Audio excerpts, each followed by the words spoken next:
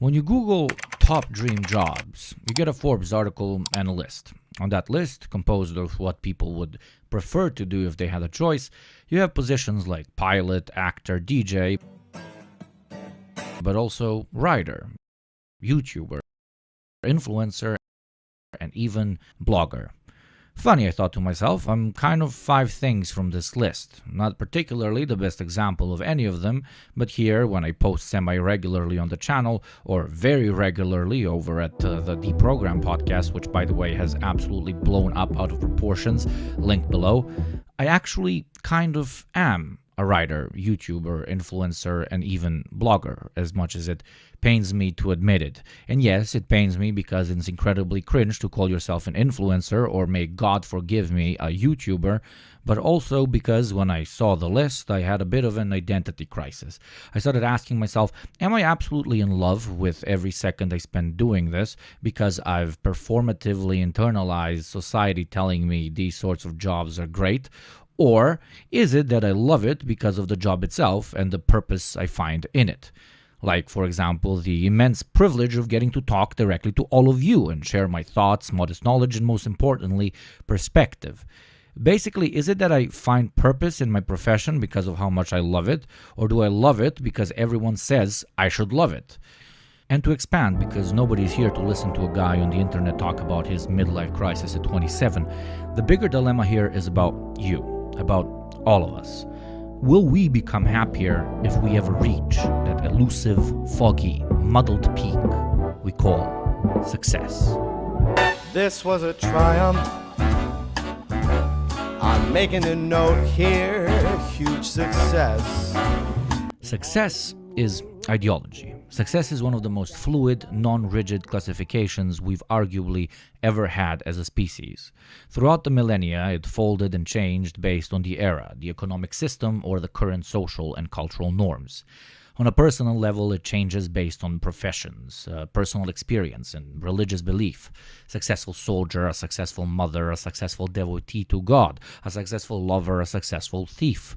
The innate human drive towards growth needs to look forward to some sort of finish line, and we call that finish line success, be it success as a general or a mother of 3.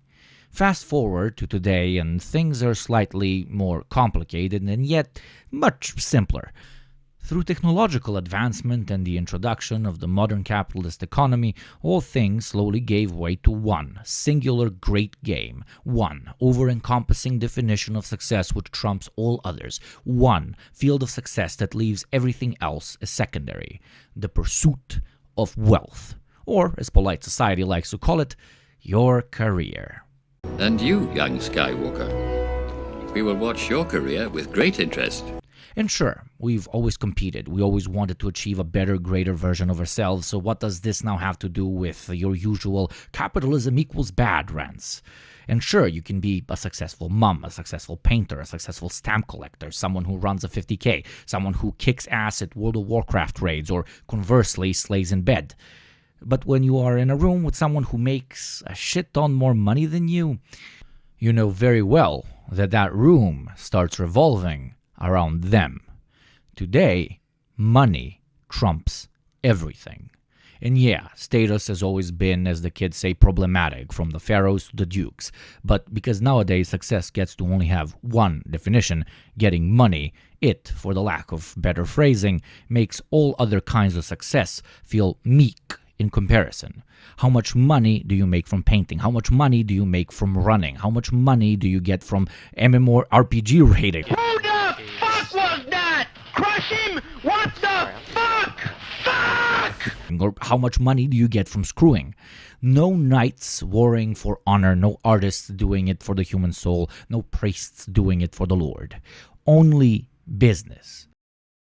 And if you're asking how this happened, I mean, how could it not? You thought we could just build a whole society based on competition and profit-driven growth, where there is no culture, no God, no ethical boundary which will not bow down before money, when there are people so rich they buy islands and play around with child slaves on them for decades, when you have billionaires with their 6th heart transplants, when you have millions thrown out of their jobs to satisfy something as vague as increasing shareholder undervalue, when you charge mothers thousands just to have their babies, are you so daft to dare sit there and wonder how nothing but money making will ever be truly, wholeheartedly called success in this discount shopping mall we call civilization?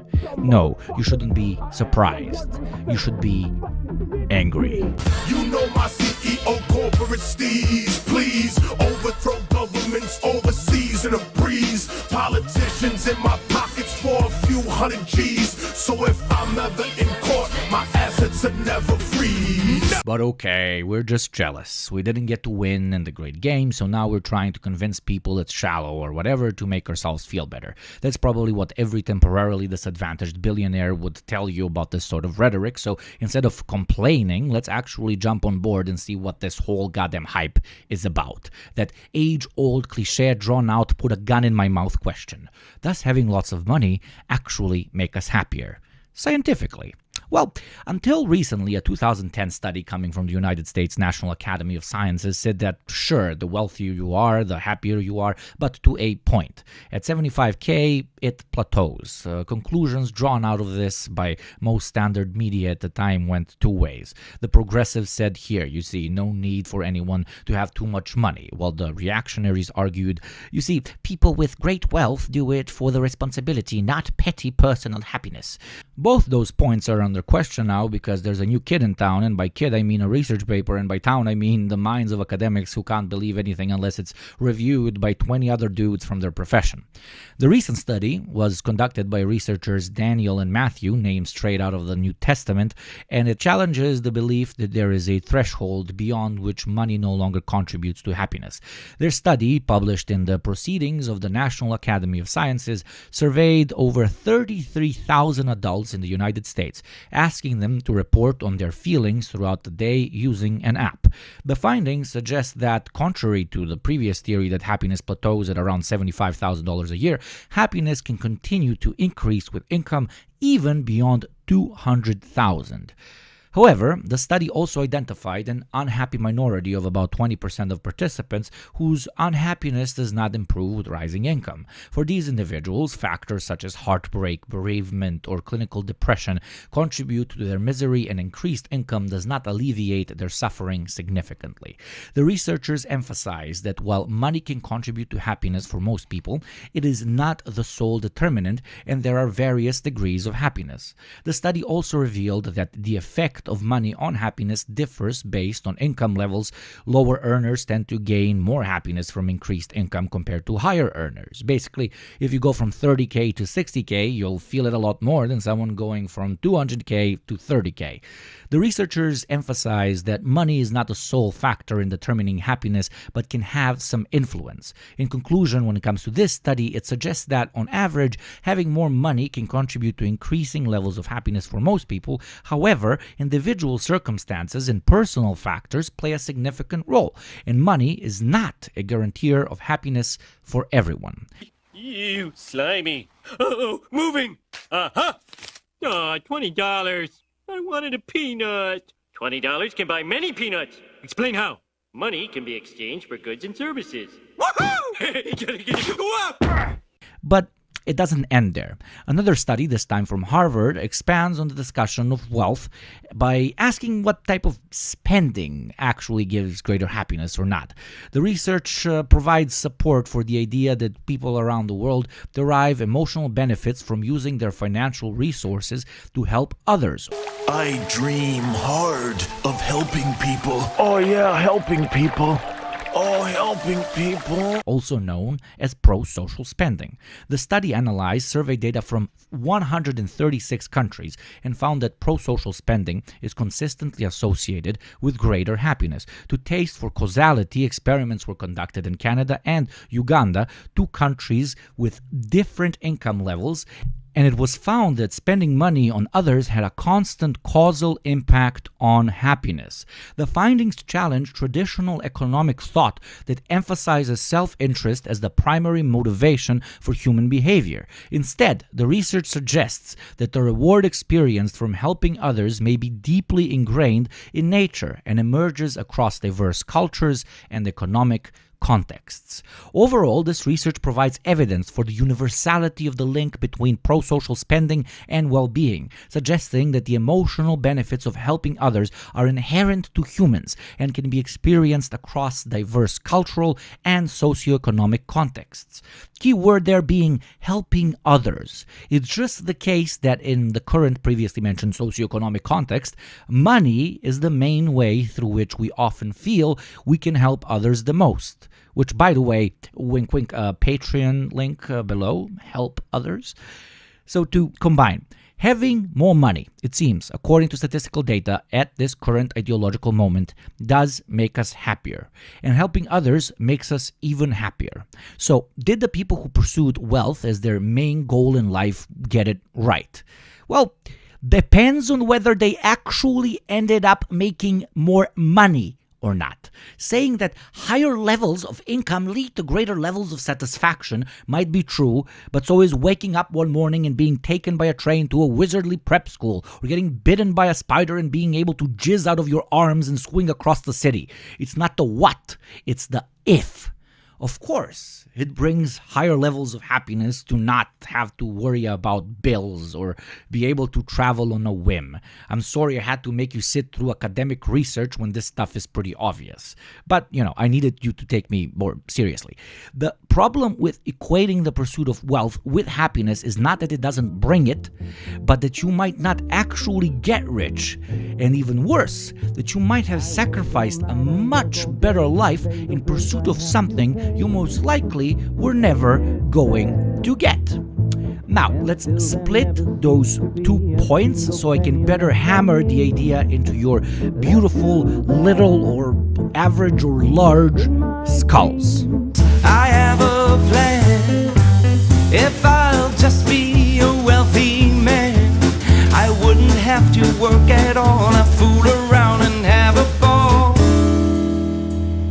Let's define rich as being a millionaire, which by itself isn't what it used to be, as that amount of money in 1950 dollars would be worth over 12 million today, but okay, 1 million USD it is.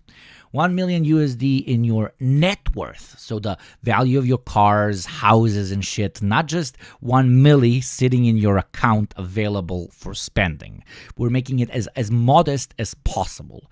To continue, millionaires are around 8.8% of the US population according to the absolutely most ridiculously inflated sources. Globally, they're an incalculably tiny decimal of the world's population, but again, making it simple, sticking to the US. According to the American Federal Reserve Bank, the correlation between parents' income and their children's income in the United States is estimated to be between 0.4 and 0.6. Let's stabilize that at 0.5, indicating that around 50% of people remain in the same wealth category as good old mama and papa. So, half of the kids of millionaires will stay millionaires, and likely even wealthier, while the other 4.4%, half of 8.8, becomes open for the taking as generations switch. The average millionaire is 57 years of age, so good luck spending it while in your prime. 33% are women, so good luck to the ladies, and I don't even think I need to go there and tell you how many black people get to have the privilege of joining the millionaire club. But I digress. Let's continue keeping it as simple as possible. If you're a college-educated white dude from the States, coming from an average family, your chances are about 4.4% to become a millionaire. Oh yeah, by the age of 57.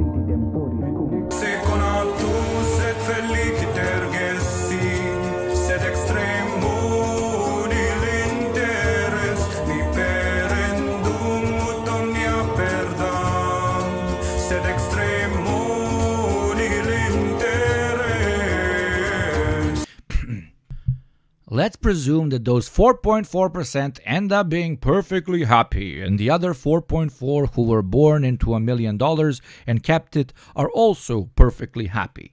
Then we have 91.2% of the population, out of which an incalculable but most likely dominant portion chose to dedicate their lives to the pursuit of wealth and, well, didn't make it. What did they have to give up in their pursuit of monetary accumulation? How many relationships turned to dust because they weren't monetizable or class appropriate? How many callings were dismissed as hobbies and passion projects? How many gifted sons and daughters were directed to business schools because their parents knew better? How many men and women of brilliance waste away their life in pursuit of something they not only never would have wanted if it wasn't the end-all be-all current definition of success, but something they're not even that likely to attain? And I know this is totally impossible to quantify, would need access to alternate dimensions in order to compare how happy someone was pursuing their passions in this world versus pursuing monetary gain in another. And sure, some are lucky enough, so brilliantly lucky enough, to be able to do both, make money and pursue their passions. I mean, look at me, I couldn't be more grateful to do this, but in order to do this, I basically need kind people such as yourself to monetarily support it. Otherwise, it'd be impossible. I don't have an answer to what will make you happy, but what I do know is that my math is simple enough, and it's as follows. What you will likely need to give up on in this system in order to get a minimal chance of achieving the subjective definition of success is not balanced, and pursuing such a path is, as such, not rational. This doesn't mean you shouldn't try and create a better life for yourself, your community, your family. Grind away, my tavarishi. There is no glory in disgusting poverty. But please remember that you don't exist in a bubble. And the only true way, with the exception of a super lucky minority, the only true way for you, me, and everyone around us to actually lift ourselves out of this averageness-infested mud we call normalcy is by changing not only our own situation, but everyone's, by changing the very system which thinks it can carrot and stick us into our own oblivion. I love that saying, don't hate the player, hate the game. And I agree with it. I just like to add to it. It's time to change the goddamn game. And through it, the goal and the player. No more patches. We're pressing eject. Well, thank you to everyone who made it to the end of this video, especially my dear patrons without whom none of this would be possible. Thank you so much for tolerating me and not posting for over, 100 days. For those of you who aren't patrons yet, check it out. You get some bonuses, and as we established in the video, you get to make me a bit richer and therefore a bit happier. Wink, wink, I got a mortgage to pay. Anyways, thanks for even considering, and I hope I see you in less than 100 days. At least on the podcast, I most definitely will. Bye-bye.